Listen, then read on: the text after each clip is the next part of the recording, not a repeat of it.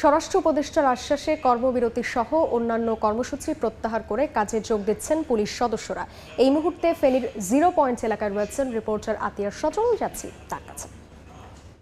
দেখতে পাচ্ছেন যে আজ প্রায় এক সপ্তাহ ধরে কিন্তু সড়কে কোনো ট্রাফিক পুলিশের দেখা মিলছিল না। তবে কিছু 9টা থেকে কিন্তু ফেনী শহরের 0 পয়েন্ট এলাকায় আমরা দেখেছি ফেনীর যে ট্রাফিক পুলিশ, সেই ট্রাফিক পুলিশের ইন্সপেক্টর যিনি রয়েছেন তিনি কিন্তু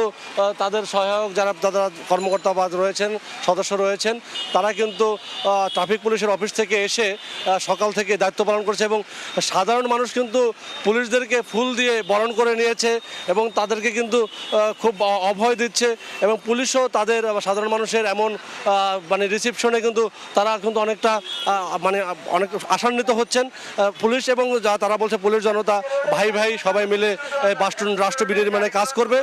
পুলিশদেরকে দেখে কিন্তু সাধারণ মানুষও এতদিন পর্যন্ত পুলিশ শূন্য থাকায় সাধারণ মানুষের মধ্যে যে বিভিন্ন ধরনের আতঙ্ক ছিল বা বিভিন্ন ধরনের শঙ্কা ছিল সেগুলো কেটে গিয়েছে এবং সব মিলে আমরা দেখেছি যে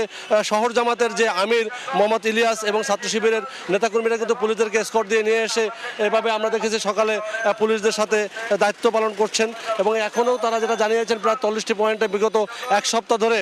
কয়েকশো স্বেচ্ছাসেবী সংগঠন এবং ছাত্ররা তারা কিন্তু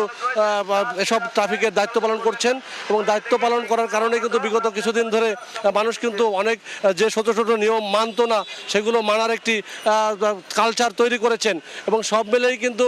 পুলিশ যেটা বলছেন যে তারা নতুন করে তারা যে খোলস ছেড়ে বেরিয়ে এসে